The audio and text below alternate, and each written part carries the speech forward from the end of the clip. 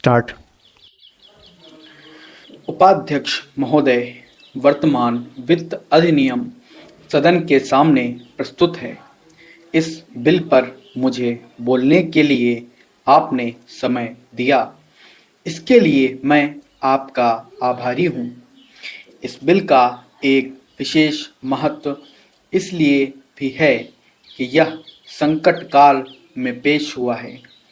चीन ने हमारे देश पर हमला किया, देश पर संकट आया, राष्ट्र को चुनौती मिली और इस चुनौती को हम सब ने स्वीकार किया, जिसके लिए पैसे की आवश्यकता हुई। इसको वित्त मंत्री ने बड़ी कुशलता से देश के अंदर और देश के बाहर से जुटाया। इस बिल का महत्व इसलिए भी है कि हमारी पंचवर्षीय योजना के मध्य में ही यह बिल आया है। देश में बड़ी बड़ी योजनाएं अभी अधूरी हैं, जिनका पूरा होना देश के लिए बड़ा आवश्यक है। इसके लिए भी बहुत बड़ी धनराशि चाहिए। देश पर संकट आया और देश जागा।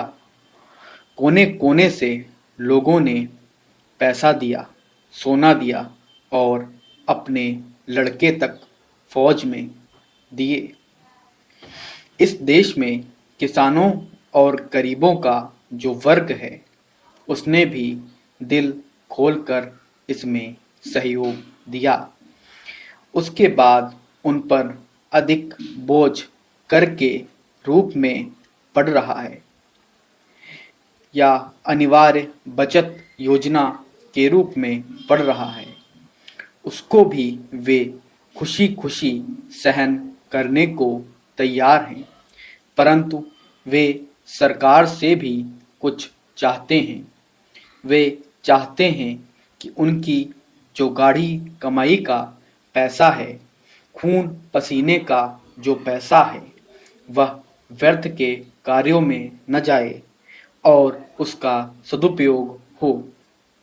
इसके अतिरिक्त उनकी कुछ अपनी दिक्कतें और परेशानियां हैं, जिनकी ओर सरकार का ध्यान चाहिए। इस आपातकाल के समय में तो उनको इन आए दिन की कठिनाइयों से राहत मिलनी चाहिए। ऋण लेने में और अन्य कार्यों में जो अड़चनें पड़ती हैं, वे दूर की जाएं। किसान भारत की रीढ़ हैं। अगर इनको सुविधाएं दी जाएंगी तो देश आगे बढ़ेगा। आज जहां देश के साधारण लोगों ने इस सरकार का हाथ बटाया, वहां एक वर्ग ने, जो कि धनी वर्ग कहलाता है, अपने साधनों के अनुसार सरकार के सुरक्षा कार्यों में सहायता नहीं की। मैं यह नहीं कहता कि उन्होंने बिल्कुल सहायता नहीं की, लेकिन अपनी स्थिति के अनुसार सहायता नहीं की। जहां तक योजनाओं का संबंध है, इस देश को समृद्धशाली बनाने के लिए योजनाओं पर काफ़ी काम हो रहा है।